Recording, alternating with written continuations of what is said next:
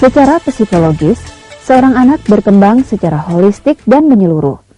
Artinya, terdapat kaitan yang sangat erat antara satu aspek perkembangan dengan aspek perkembangan lainnya. Setiap aspek saling tergantung dan saling mempengaruhi. Oleh karenanya, kegiatan pembelajaran di taman kanak-kanak juga harus dapat mengembangkan keseluruhan aspek perkembangan anak secara bersamaan dan tidak terpisah-pisah.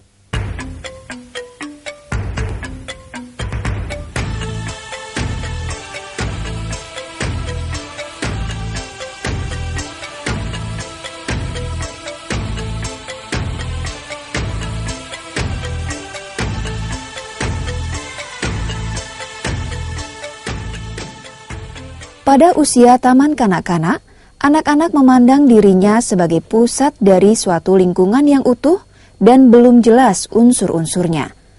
Oleh karenanya, kegiatan belajar untuk mereka harus dirancang sedemikian rupa, sehingga pengalaman belajar yang didapat anak lebih efektif dan bermakna.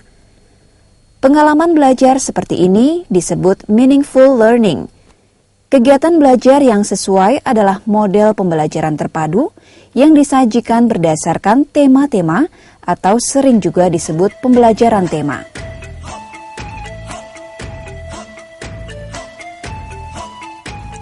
Pembelajaran terpadu sebetulnya banyak modelnya, namun yang paling sesuai dan paling mudah diterapkan di TK adalah model web, yang sering pula disebut model jaring laba-laba.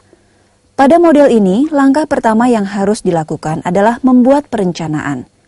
Dalam membuat perencanaan, tahapannya adalah: pertama, mempelajari kompetensi dasar, hasil belajar, dan indikator yang terdapat dalam kurikulum TK.